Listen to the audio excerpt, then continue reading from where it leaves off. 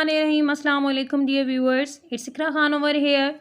Welcoming you on behalf of Maths Box. Today I'm here to deliver the next lecture of PPSC Lecture Math 2017. That is from question number 16 to question number 20. Dear viewers, हम लोग discuss कर रहे थे PPSC Lecture Math 2017 के questions जो कि previous lectures में आपको क्वेश्चन नंबर 1 से क्वेश्चन नंबर 15 तक सोल्यूशन प्रोवाइड कर दिया गया। आज हम लोग क्वेश्चन नंबर 16 से क्वेश्चन नंबर 20 तक जो पीपीएससी लेक्चर मैथ 2017 का हिस्सा रह चुके हैं वो आपको सॉल्व करवाएंगे और बेस्ट पॉसिबल वे में आपको बताएंगे कि कौन सा आंसर उसका ठीक है और क्यों है, और बाकी जो ऑप्शंस हैं वो गलत क्यों है और हम लोगों ने उसको क्लिक क्यों नहीं किया। तो चलते हैं अपने क्वेश्चन नंबर 16 की जानिब। तो वो है कि A B belongs to R, मतलब ए बी कोई से भी दो रियल नंबर्स हैं, ठीक है। तो आपने इनमें से ऑप्शन क्लिक करनी है कि कौन सी आपकी ऑप्शन ठीक है। अच्छा, ऑप्शंस आपके पास क्या हैं। ऑप्शन नंबर ए में वो आपको कह रहा है A B whole mod greater than A mod B mod. B option में यहाँ पर ग्रेटर एंड इक्वल्स टू का साइन लगा दिया गया। सी ऑप्शन में लेस देन इक्वल्स टू का साइन लगा दिया गया और डी ऑप्शन में इक्वलिटी का साइन आ गया। अपनी ऑप्शंस की तरफ मूव करने से पहले अगर मैं आपको यहाँ पर जो पॉइंट्स आपने दिमाग में रखने हैं वो बता दूँ। सबसे पहले तो स्टेटमेंट में हमें कोई चीज़ नहीं मिल रही है, ठीक है, लेकिन आपके पास जो ऑप्शंस हैं उसमें आपको एब्सोल्यूट वैल्यू नज़र आ रही है। तो सबसे पहले आपको पता होना चाहिए, हर ऑप्शन में आपके पास एब्सोल्यूट वैल्यू, तो सबसे पहले आपको पता होना चाहिए कि एब्सोल्यूट वैल्यू या मैग्नीट्यूड होता क्या है। तो आपके पास जो एब्सोल्यूट वैल्यू या मैग्नीट्यूड होता है रियल नंबर का, वो किस तरीके से डिफाइन किया जाता है। वो कहता है for any real number A the absolute value is denoted by, इसको ए मॉड से शो करते हैं, एंड डिफाइंड एज। दो आंसर ये जनरेट कर सकता है। ए मॉड का आंसर या तो ए हो सकता है या फिर माइनस ए हो सकता है। ए होगा अगर मॉड के अंदर वाली value greater and equals to zero होगी, मतलब ज़ीरो हो जाए या ज़ीरो के राइट साइड वाले नंबर्स हो जाएं, तो आंसर आपका मॉड में वही होगा जो आपने मॉड के अंदर वैल्यू रखी है। दूसरा आंसर वो आपको कहता है कि माइनस ए आंसर हो सकता है, मतलब किसी भी नंबर का एब्सोल्यूट वैल्यू लेने के बाद आंसर माइनस होगा अगर वो नंबर खुद जो है वो ज़ीरो से छोटा हो, मींस नेगेटिव नंबर पुट करेंगे तो आंसर ही आएगा। ये तो आपकी मैथमेटिकल लैंग्वेज में एब्सोल्यूट वैल्यू या मैग्नीट्यूड की डेफिनेशन है।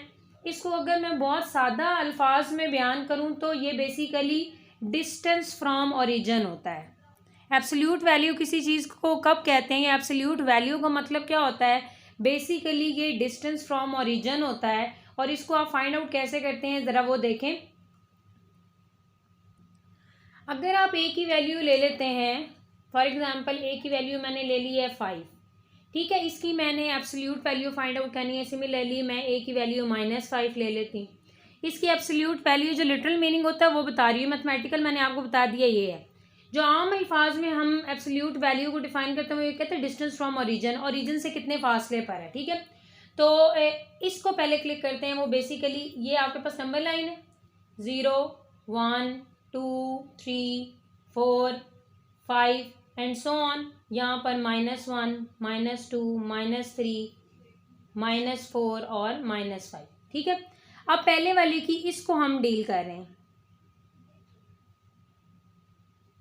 ये आपके पास +5 पड़ा हुआ है, 0 ये है, 0 से कितना फासला है 1 2 3 4 5, मतलब जब आप क्या करेंगे यहाँ पर ए मॉड लेंगे तो 5 मॉड का आंसर 5 आएगा, ठीक है। अब आप दूसरा नंबर ले लेंगे जो -5 वाला है। -5 वाले को अगर आपने डील करना है तो -5 आपके पास ये पड़ा हुआ है, इसको काउंट करें 1 2 3 4 5, मतलब क्या हुआ कि जब आपने ए को क्या लिया -5 लिया तो उसका आंसर भी आपके पास क्या आ गया 5 आ गया, ठीक है। क्योंकि डिस्टेंस जो होता है वो बेसिकली पॉजिटिव होता है, डिस्टेंस कभी भी नेगेटिव नहीं हो सकता। अब ये जो मैंने आंसर लिखा है, ये -5 का आंसर 5, अगर मैं उस पर डेफिनेशन अप्लाई करूँ तो वो किस तरीके से होगा? वो इस तरीके से होगा कि अगर मैंने यहाँ पर -5 लिया है तो सेकंड कंडीशन के मुताबिक जब भी नेगेटिव नंबर लेना है आपने तो उसका answer negative of that number होना है। मतलब ये नेगेटिव और वो नंबर खुद क्या है? -5। तो माइनस माइनस क्या हो जाएगा? प्लस। तो नेगेटिव के केस में ये डेफिनेशन अप्लाई करके भी आपका ऐसा आया, और जो मैंने डिस्टेंस का केस बताया उसमें भी 5 आया। तो हम लोगों ने यहाँ पर एक और बात सीख ली है जो इन दोनों बातों को आपस में मर्ज करी है। वो ये क्या है कि आपके पास एब्सोल्यूट वैल्यू जो होती है ना, वो किसी भी नंबर का पॉजिटिव वेरिएंट होता है। मतलब आपसे कोई पूछ ले एब्सोल्यूट वैल्यू को डिफाइन करें तो आप बहुत अच्छे वे में आप उसको डिफाइन कर सकते हैं। ना आपको ये बताने की ज़रूरत है कि जी it is distant from origin, ना आपको ये बताने की ज़रूरत है कि सारी ये डेफिनेशन, आपने सिर्फ ये कह देना है कि एब्सोल्यूट वैल्यू का मतलब होता है positive variant of particular number. अब देखिए 5 का भी पॉजिटिव वेरिएंट 5 ही है, -5 का पॉजिटिव वेरिएंट 5 ही है। तो एब्सोल्यूट वैल्यू 5 की हो या -5 की हो तो वो क्या है? आपके पास पॉजिटिव वेरिएंट आ गए। ये तो होगी हमारी डिस्कशन एब्सोल्यूट वैल्यूज पर कि एब्सोल्यूट वैल्यू आपके पास क्या होती है। अब अगर हम चलें अपनी ऑप्शंस की तरफ तो यहाँ पर उसने आपको दे रखा है रियल नंबर्स। रियल नंबर्स, पहली तो बात यह कि इधर 4 केसेस बनेंगे आपके पास। एब्सोल्यूट वैल्यूज जब आप डिस्कस करते हैं रियल नंबर्स के लिए तो आपके पास 4 केसेस बनते हैं। वो कौन से केसेस हैं? जो आपके पास केस नंबर 1 है उसमें है कि a greater and equal to 0, b greater and equal to 0। अगर a greater and equal to 0 है इसका मतलब है ये पॉजिटिव है,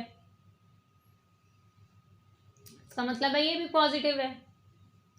ठीक है, 0 के केस को मैंने इक्वलिटी वाले केस को हटा दिया क्योंकि 0 जो होता है वो आपके पास पॉजिटिव या नेगेटिव नहीं होता। मैं सिर्फ इस वाले साइन को डिस्कस कर रही हूँ कि मतलब a ग्रेटर देन 0 है तो उसका मतलब पॉजिटिव हो गया आपके पास। अच्छा, अब थोड़ी देर पहले मैंने आपको डेफिनेशन बताई है तो उसके मुताबिक फिर a मॉड का आंसर आपके पास क्या आएगा? a आएगा। सिमिलरली b मॉड का आंसर आपके पास क्या आएगा? b आएगा। अब मैंने इन ऑप्शंस में से देखना है कि मेरी कौन सी सेटिस्फाइड होती है, ग्रेटर देन वाली, ग्रेटर एंड इक्वल्स टू वाली, लेस एंड इक्वल्स टू वाली या इक्वल वाली। अच्छा, सबसे पहले अगर देखें कि 2 नंबर्स आपके पास पॉजिटिव हैं तो इसका मतलब क्या हुआ कि उनका प्रोडक्ट भी आपके पास क्या होगा? पॉजिटिव होगा, और इक्वलिटी वाली कंडीशन यहाँ से एज इट इज मेंटेन होगी। ठीक है, और इस पर अगर मैं डेफिनेशन लगाऊं एब्सोल्यूट वैल्यू की तो a b का मॉड किसके इक्वल आ जाएगा? a b के इक्वल हो जाएगा। अब ज़रा वैल्यूज़ बनाएं। आपने हर तरफ लेफ्ट साइड पे देख लिया है, हर ऑप्शन में a b का प्रोडक्ट है, मतलब a b मॉड, वो आप यहाँ से देख सकते हैं, that is equals to a b। This is option number और इक्वेशन नंबर 1। और दूसरी साइड पे आप देख रहे हैं राइट साइड पे कि आपने एब्सोल्यूट वैल्यू को सेपरेटली मल्टीप्लाई करना है, मतलब a मॉड b मॉड। अगर a मॉड की वैल्यू देखें आपके पास a है, b मॉड की वैल्यू देखें b है, इसका मतलब क्या हुआ? ये आपके पास इक्वेशन नंबर 2। अब अगर आप इन दोनों की लेफ्ट साइड्स राइट साइड्स को कंपेयर करें तो लेफ्ट साइड्स कंपेयर होने के बाद आपको क्या दे देंगी? आपको ये दे देंगी। यहाँ पर आप देखें आपका इक्वलिटी का केस एग्जिस्ट कर गया है। ठीक है, बेशक आप नंबर्स ले लें, बाकी भी 4 केसेस आप इस तरीके से डिस्कस कर सकते हैं इनके, वो मैं लिख देती हूँ। तो बाकी जो 4 केसेस बनते हैं रियल नंबर्स के वो मैंने आपके सामने लिख दिए, वो भी इसी तरीके से आप एग्जीक्यूट कर लेंगे। अच्छा, अब हम लोगों ने यहाँ पर सारे केसेस में आपके पास इक्वलिटी का जो है सिंबल एग्जिस्ट करेगा। ये तो हमें अंडरस्टूड हो गया कि यहाँ पर ऑप्शन नंबर जो डी है वो आपकी करेक्ट है। लेकिन इस ऑप्शन को हम डिफाइन किस तरीके से करते हैं? इस ऑप्शन को हम डिफाइन करते हैं absolute value of product of 2 real numbers is always equals to product of respective absolute values of given real numbers। कि 2 रियल नंबर्स को अगर आप प्रोडक्ट करेंगे फिर एब्सोल्यूट वैल्यू लेंगे, वो हमेशा इक्वल होगी। दोनों की पहले एब्सोल्यूट वैल्यूज ले लें और फिर उनका प्रोडक्ट ले लें। आप जनरली मैथमेटिकल एग्जांपल्स भी यहाँ पर पुट कर सकते हैं, आपके पास हमेशा इक्वलिटी आएगी। चलें एक एग्जांपल कोट कर देते हैं। एक को मैं 2 ले लेती हूँ, ठीक है, और ये वाला केस चले मैं डिस्कस कर देती हूँ। ए को मैंने 2 ले लिया और बी को मैंने -3 ले लिया। ठीक है, मैंने आपको ये बताना है कि मैं जस्टिफाई करने लगी हूँ कि इक्वलिटी का साइन क्या, जो बेसिकली प्रॉपर्टी है रियल नंबर्स की।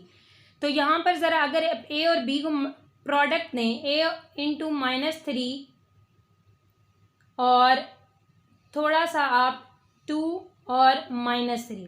ठीक है, अब ये -6 हो गया और इसका आंसर आ गया 2 और इसका आंसर आपके पास क्या हो जाएगा 3। थोड़ी देर पहले मैंने बताया कि absolute value is a positive variant of the number, तो इसका आंसर भी 6 आ गया और इसका आंसर भी 6 आ गया। इसका मतलब क्या है कि यहाँ पर इक्वलिटी का साइन एग्जिस्ट किया।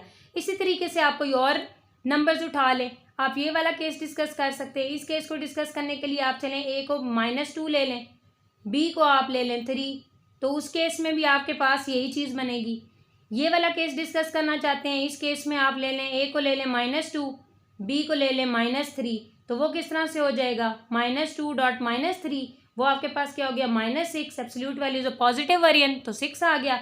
सिमिलरली अलग अलग जब आप इनको मल्टीप्लाई करेंगे एब्सोल्यूट वैल्यूज लेने के बाद 2 × 3 दैट इज इक्वल टू 6। तो ये जो 4 केसेस हैं बेशक आप इनको वेरीफाई कर लें नंबर्स लेके, या जो मैंने प्रॉपर्टीज़ आपको यहाँ पर 4 केसेस लिख समझाए हैं या लिखे हैं आप उनसे अखज़ कर सकते हैं या आप अपनी मर्जी से नंबर पुट कर सकते हैं। ठीक है, अब देखें पहली 2 ऑप्शंस तो हो ही नहीं सकती क्योंकि ग्रेटर देन वाले का तो एग्जिस्टेंस यहाँ पर पॉसिबल ही नहीं है। ठीक हो गई बात। अच्छा, और ये वाली अब ये थोड़ी सी डाउटफुल है, लोग इसको क्लिक कर जाते हैं, लेकिन ये आप लोगों ने याद रखना है जब कभी भी आपके पास रियल नंबर्स आएंगे देन इक्वलिटी का केस होल्ड करता है। और जब कभी भी आपके पास वेक्टर्स एग्जिस्ट करें कि अगर आप ए बी की जगह ए बी वेक्टर लें तो फिर ये चीज़ होगी और इसका एक स्पेसिफिक नेम है, इसको कॉशी-श्वार्ट्ज इनइक्वालिटी कहते हैं। ये चीज़ आपके पास क्या होती है, this is equals to Cauchy Schwarz inequality. ठीक है, इसको भी नहीं करते, इसको हम ले सकते हैं जब अगर वो हमें वेक्टर्स कहता, रियल नंबर्स के केस में हम इसको नहीं ले सकते। अच्छा, एक और यहाँ पर प्रॉपर्टी में साथ डिस्कस करती चलूँ कि a + b जो है वो आपके पास होती है इस चीज़ को, और इस चीज़ को आप कहते हैं ट्रायंगुलर इनइक्वालिटी।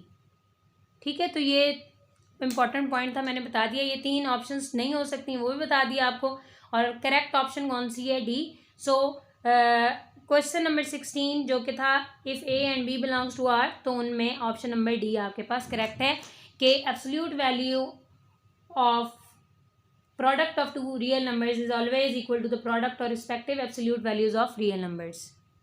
स्टूडेंट्स, जो आपके पास पीपीएससी लेक्चर मैथ 2017 का क्वेश्चन नंबर 17 है वो ये है, a convergent sequence converges to, option number A a unique limit, option number B many limits, option number C any 2 limits, और option number D none of these.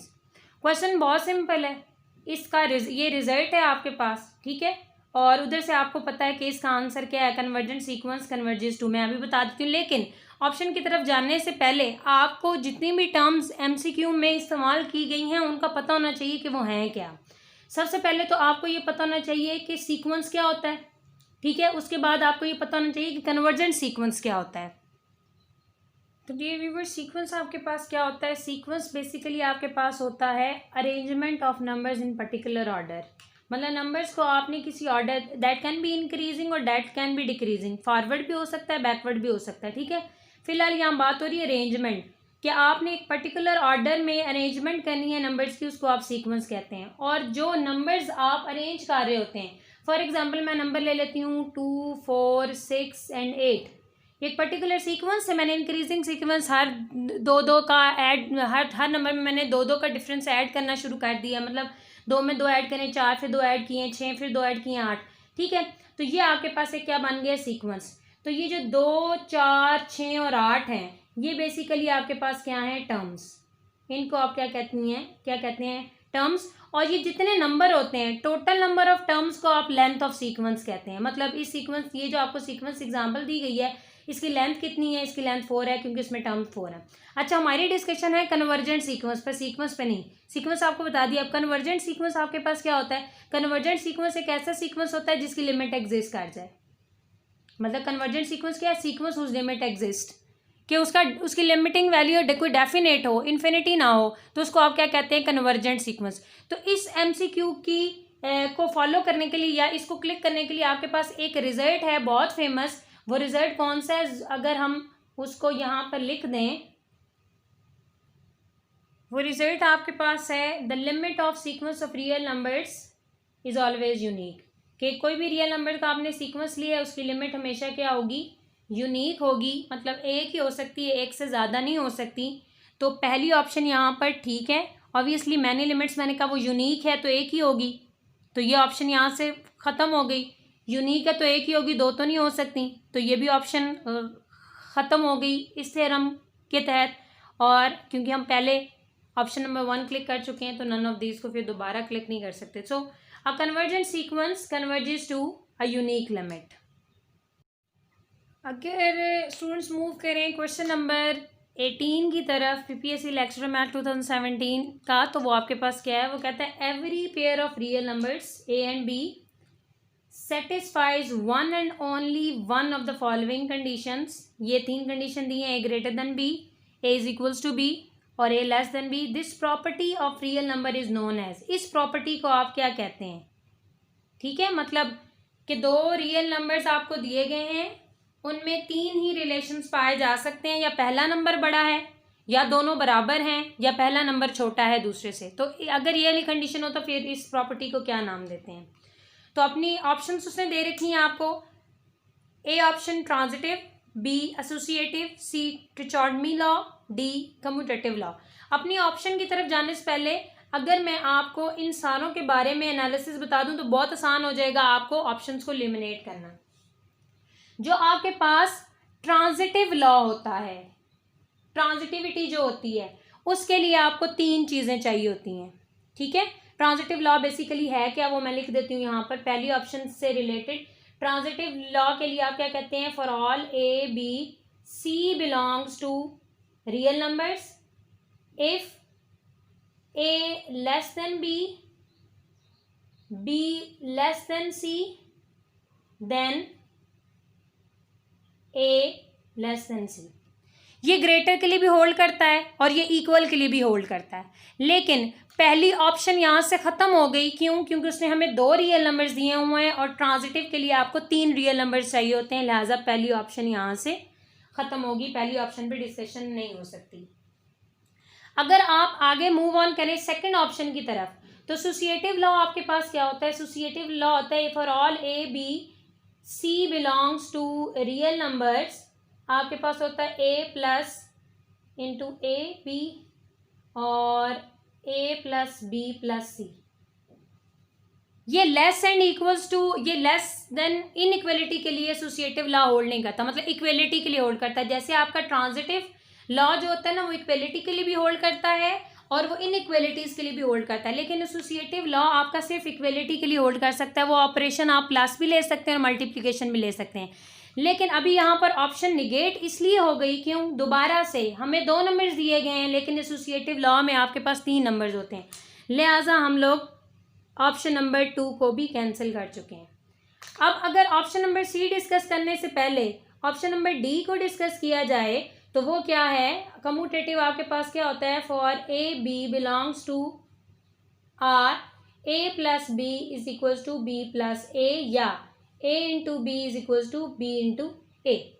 ये जो commutative law होता है ये भी इक्वलिटी के लिए होल्ड करता है, ये इनइक्वलिटीज के लिए नहीं होल्ड करता। हम ये नहीं कह सकते कि A plus B less than B plus A, ये हम नहीं कह सकते। कम्यूटेटिव लॉ इनइक्वलिटीज के लिए होल्ड नहीं करता, तो आपके पास ये कंडीशंस तो यहाँ पर बनी नहीं है, लिहाजा कम्यूटेटिव लॉ तो आपके पास होता है कि आप ऑर्डर चेंज कर दें नंबर्स का तो कोई फर्क नहीं पड़ेगा, तो कम्यूटेटिव लॉ वाली ऑप्शन भी यहाँ से खत्म हो गई। तो ट्रिचॉनमी लॉ आपके पास क्या है? वो लास्ट बच गई है आपके पास ऑप्शन, और वो आपके पास इस तरीके से डिफाइन की होती है for all A B belongs to R, इधर आपके पास क्या होता है? ए ग्रेटर देन बी, या दोनों इक्वल होते हैं, या पहला छोटा दूसरा बड़ा होता है। तो करेक्ट ऑप्शन फिर आपकी क्या हो गई? करेक्ट ऑप्शन आपकी सी होगी। ठीक, every pair of real numbers A and B satisfies one and only one of the condition this property is known as trichotomy law, means option number c जो है वो करेक्ट है एमसीक्यू नंबर 18 के लिए। तो ये स्टूडेंट्स जो question number 19 PPSC lecture math 2017 का, वो आपके पास क्या है कि 1 + z + z² 2 factorial + z³ 3 factorial and so on converges to option number a e⁻z, option number b e⁻−z, option number c -z e⁻z, and option number D none of these. तो अगर हम यहाँ पर अपनी ऑप्शंस की तरफ move करें तो हम इसको डिराइव कर लेते हैं कि ये जो आपके पास सीरीज़ है ये किसकी सीरीज़ है। ठीक है, तो हम आप ऑप्शन की तरफ बेहतर तरीके से मूव ऑन कर जाएंगे। मैक्लॉरेन सीरीज़ आपके पास होती है, that is the basically special case of Taylor series. ठीक है, जो कि हम लोग एक पर्टिकुलर पॉइंट 0 पर डिस्कस करते हैं। तो आपके पास मैक्लॉरेन सीरीज़ क्या होती है, f of x is equal to f at 0 plus f prime at 0 into x plus f double prime at 0 by 2 factorial into x square and so on. ठीक है, ये ट्रंकेट कर दिया हमने। अब हम क्या करेंगे, हम ये सारे हमें एफ ऑफ एक्स दे रखे हैं उसने। जब आप पहली वाली एफ ऑफ एक्स को ले लें, मतलब एफ ऑफ की जगह क्या ले लें, take f of x is equals to e power Z. तो वो वैल्यू पुट करें। यहाँ पर आपको डेरिवेटिव्स भी चाहिए, डेरिवेटिव्स ले लें। वो क्या होगा, एफ प्राइम एक्स भी आपके पास ई की पावर जेड होगा, एफ डबल प्राइम भी। जितनी पावर्स मर्जी डेरिवेटिव की बढ़ाते जाए, मतलब ऑर्डर बढ़ाते जाए डेरिवेटिव का, ई की पावर जेड का वही रहेगा। उसके बाद फर्दर आपको क्या चाहिए, एट 0 ये वैल्यूज चाहिए, मतलब एफ एट 0 वो ई पावर 0 विल बी 1। ये भी आपके पास क्या हो जाएगा, दिस विल ऑल्सो भी equals to 1। F double prime ये भी आपके पास किसके इक्वल हो जाएगा, 1। इन सारी वैल्यूज़ को अगर आप ऊपर सब्स्टिट्यूट करें तो क्या मिलेगा आपको, तो वैल्यूज़ को यहाँ पर पुट किया आपने, एक्स को रिप्लेस कर दिया जेड, क्योंकि ई पावर जेड लिया तो आपके पास बना 1 plus Z square by 2 factorial and so on. Basically वो मैच कर रहा है इसके साथ, तो इसका मतलब क्या हो गया, 1 plus Z square by 2 factorial and so on converges to E की पावर जेड। तो बेस्ट ऑप्शन जो सही ऑप्शन है बेसिकली वो आपके पास ऑप्शन नंबर ए है। अगर आप माइनस जेड लेंगे तो ऑब्वियसली यहाँ पर आपके पास अल्टरनेटिंग साइंस आएंगे, प्लस माइनस, तो वो ये चीज़ डिफाइन नहीं करता। इसी तरीके से आप मैक्लॉरेन सीरीज इसकी डिराइव करके देख लें। लेकिन स्टूडेंट्स बेहतर ऑप्शन ये है कि जो कॉमन मैक्लॉरेन सीरीज हैं, साइन कॉस टेन और ये ई की पावर जेड नेचुरल लॉग, ये आप लोगों को ज़बानी याद होनी चाहिए, क्योंकि पेपर में इतना टाइम नहीं होता डिराइव करने का, तो ये आप लोगों को एज इट इज़ याद होनी चाहिए। तो ई की पावर माइनस जेड नहीं हो सकता, क्यों, क्योंकि उसमें अल्टरनेटिंग साइन आता है। यहाँ पर हमें एक प्लस का साइन दिया हो गया, तो ये यहाँ से गलत हो गया। इस पर आप प्रोडक्ट रूल लगेंगे तो मीन्स ये वाली वैल्यूज़ आपकी नहीं बनेगी, और अल्टरनेटिंग साइंस भी आपके पास आएंगे, तो ये वाली ऑप्शन नहीं है, और नन ऑफ दीज आपको वैसे पता चल रहा है, क्यों, क्योंकि आप पहली ऑप्शन क्लिक कर चुके हैं। सो इस क्वेश्चन नंबर 19 जो कि आपके पास था 1 plus Z square by 2 factorial and so on converges to e power z. जो नेक्स्ट क्वेश्चन आपके पास है पीपीएससी लेक्चर मैथ 2017 का क्वेश्चन नंबर 20, वो आपको क्या कहता है, the degree of the differential equation of all tangent lines to parabola y square is equal to 4ax is 3, option number a, option number b 1, option number c 2 and option number d 4। अच्छा, ये जो MCQ है ना, इसको बड़े तहम्मुल से आपने करना है। पहले तो आपको टर्मिनोलॉजी सारी क्लियर होनी चाहिए, बेशक थोड़ा वक्त लग जाता है, लेकिन ये चीज़ें आपको बाद में भी फ़ायदा देंगी। कोई और एमसीक्यू, अब ये तो नहीं है ना कि पेपर में सिर्फ यही वाले एमसीक्यू आपको एज इट इज़ उठा के दे दें, जी आप रट्टा लगा लें और इसमें से इसमें जितनी टर्म्स यूज़ हुई हैं और जिस टर्म को पहले डिफाइन करना है, जिसको बाद में डिफाइन करना है, वो मैं आपको बताती हूँ। सबसे पहले आपको पता होना चाहिए कि डिफरेंशियल इक्वेशन आपके पास क्या है, what does differential equation means. तो डिफरेंशियल इक्वेशन आपके पास क्या होती है, डिफरेंशियल इक्वेशन एक ऐसी इक्वेशन होती है जो किसी फंक्शन और उसके डेरिवेटिव्स को आपस में लिंक करती है। मतलब इक्वेशन दैट रिलेट्स वन और more functions and their derivative is known as differential equation. कि डिफरेंशियल इक्वेशन एक ऐसी इक्वेशन होती है जो एक या एक से ज़्यादा फंक्शन और उनके डेरिवेटिव्स को आपस में लिंक करती है। दूसरी टर्म जो आपको पता होनी चाहिए वो क्या है आपके पास, कि डिग्री क्या होती है। ठीक है, basically degree of differential equation क्या होती है। डिग्री ऑफ डिफरेंशियल इक्वेशन से मुराद आपकी होती है पावर ऑफ हाईएस्ट डेरिवेटिव, कि जो आपका इक्वेशन में सबसे बड़ा डेरिवेटिव होता है उसकी जो होल पावर होती है उसको आप डिग्री कहते हैं। और ऑर्डर क्या होता है, जो हाईएस्ट डेरिवेटिव होता है उसको आप ऑर्डर कह देते हैं। अगर मैं इस सारी डिस्क्रिप्शन को मैथमेटिकली समझा दूं एक एग्जांपल कोट करके, तो आपको ये तीनों टर्म्स क्लियर हो जाएंगी। अभी तक हम एमसीक्यूज की तरफ, इस एमसीक्यू की तरफ नहीं बढ़े हैं, अभी हम सिर्फ इसकी टर्म्स को देख रहे हैं कि इसकी टर्म्स हमें कहना क्या चाह रही हैं, बताना क्या चाह रही हैं। अगर आपके पास एक इक्वेशन है y double prime 3y prime plus 2y equals to 0। अब यहाँ पर देखें सबसे बड़ा डेरिवेटिव कौन सा है, सबसे बड़ा डेरिवेटिव आपके पास सेकंड वाला है, तो मीन्स इसका ऑर्डर आपके पास क्या हो गया, ऑर्डर डिफरेंशियल इक्वेशन 2 आ गई। और इस हाईएस्ट डेरिवेटिव की होल पावर आपके पास क्या है, दैट इज 1। तो इसका मतलब है ये जो पर्टिकुलर मैंने एग्जांपल दी है इसकी डिग्री आपके पास क्या आ गई, 1। जो हाईएस्ट डेरिवेटिव होता है वो ऑर्डर होता है, और जो हाईएस्ट डेरिवेटिव की होल पावर होती है वो आपके पास डिग्री होती है। तीसरी टर्म जो हमें पता होनी चाहिए वो क्या है, वो है जी टेंजेंट लाइन। टेंजेंट लाइन एक ऐसी लाइन होती है, ठीक है, जो किसी कर्व को एक नुक्ते पर मस करके, मतलब टच करके वहां से निकल जाती है। फॉर एग्जाम्पल अगर मैंने ये कर्व ड्रॉ की है तो मैंने अगर इसका टेंजेंट ड्रॉ करना है तो इसका टेंजेंट ऐसे ड्रॉ होगा। ये एक ऐसी लाइन होती है, ठीक है, जो क्या करती है, जो किसी कर्व को एक पॉइंट पर मस करके, मतलब छू के गुजर जाती है, उसको आप क्या कहते हैं, टेंजेंट लाइन। अच्छा, अब उसने कहा है कि डिफरेंशियल इक्वेशन आपके पास है जी, उसकी आपने डिग्री बतानी है, और डिफरेंशियल इक्वेशन है किसकी, टेंजेंट लाइन की। टेंजेंट लाइन है तो किसी न किसी कर्व पर तो ड्रॉ होगी ना, तो वो कर्व उसने बता दी है पैराबोला। अब आपको पता होना चाहिए कि पैराबोला क्या है। पैराबोला बेसिकली आपके पास एक ऐसी कर्व होती है जिसके जो पॉइंट्स होते हैं, फॉर एग्जांपल अगर आपने एक पॉइंट फिक्स किया, चले मैं यहाँ पर आपको इसको एक्सप्लेन कर देती हूँ कि पैराबोलिक फिगर क्या होती है। ये आपके पास लाइन होती है, इसको कहते हैं डायरेक्ट्रिक्स, ठीक है, डायरेक्ट्रिक्स, ठीक है। और यहाँ पर एक पॉइंट होता है, फॉर एग्जांपल मैं उसको कह देती हूँ कि वो फोकस है। एक मैंने पॉइंट यहाँ पर ले लिया, फॉर एग्जांपल मैंने यहाँ पर पॉइंट ले लिया, ये जितना डिस्टेंस है आपका फोकस से इस पॉइंट तक डिस्टेंस, और डायरेक्ट्रिक्स से और इस पॉइंट तक डिस्टेंस, एक पॉइंट लेते हुए इक्वल डिस्टेंस हो, तो ऐसे पॉइंट्स को, हर पॉइंट के लिए यही कंडीशन होनी चाहिए कि उसका फोकस से जितना डिस्टेंस हो उतना ही डायरेक्ट्रिक्स से डिस्टेंस हो। तो ऐसे पॉइंट्स को जब हम मिलाते हैं तो जो हमारे पास फिगर बनती है ना, वो कुछ इस तरह से बनती है, जिसको आप क्या कहते हैं, पैराबोला। तो पैराबोला हमारे पास क्या हो गया, पैराबोला हमारे पास एक ऐसी कर्व होती है जिसका हर पॉइंट अगर डिस्कस किया जाए तो उसका डिस्टेंस डायरेक्ट्रिक्स से और एक फिक्स पॉइंट जिसको फोकस कहते हैं वो इक्वल होता है। हम वो पॉइंट्स निकाल देते हैं जिनके लिए डायरेक्ट्रिक्स से डिस्टेंस और फोकस से डिस्टेंस इक्वल ना हो। तो ये जो चीज़ आपके पास बनी है बेसिकली इसको आप कहते हैं पैराबोला, ठीक है, और इसकी equation y square is equal to 4ax। अब वो ये कह रहा है आपके पास कि ये जो पैराबोला है इसके ऊपर एक टेंजेंट ड्रॉ हुआ है, टेंजेंट लाइन ड्रॉ हुई है, उसकी जो इक्वेशन है उसकी डिग्री बतानी है। तो पहले तो आपको इसकी डिग्री फाइंड आउट करने के लिए इक्वेशन का पता होना चाहिए कि पैराबोला की इक्वेशन क्या है basically.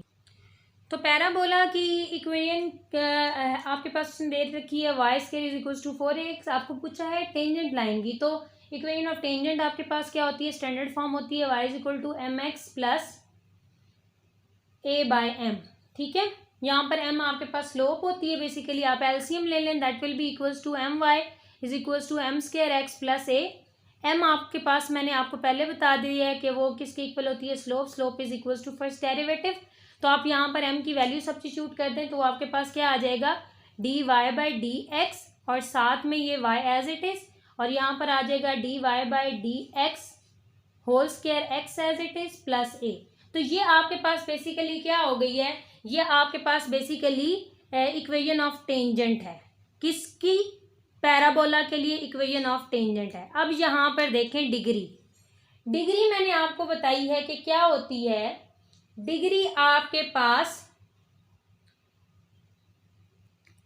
Power of highest derivative होता है। यहाँ पर सबसे बड़ा डेरिवेटिव कौन सा इस्तेमाल हुआ है, सबसे बड़ा डेरिवेटिव आपके पास पहला डेरिवेटिव इस्तेमाल हुआ है। मतलब इस इक्वेशन का आपके पास ऑर्डर क्या है, ऑर्डर आपके पास 1 है, लेकिन उसने ऑर्डर नहीं पूछा है आपसे, क्या पूछा है, डिग्री पूछी है।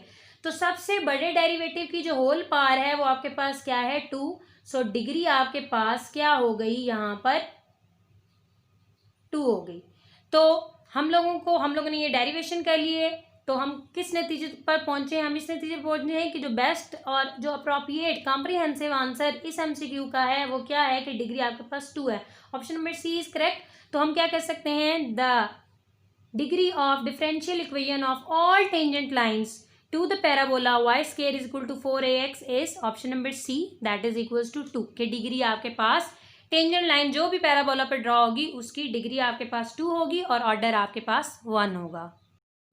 तो डियर व्यूअर्स, ये थे आपके पास पीपीएससी लेक्चर मैथ 2017 के क्वेश्चन नंबर 16 से क्वेश्चन नंबर 20 के सोल्यूशन। उम्मीद है आपको आज का लेक्चर क्लियर हुआ होगा। प्लीज़ बेल आइकन को प्रेस कर दें ताकि इस चैनल की रीसेंट अपडेट से आप अवेयर हैं। अपना बहुत ज़्यादा ख्याल रखें, हमें दुआ में याद रखें। अल्लाह हाफ़िज़।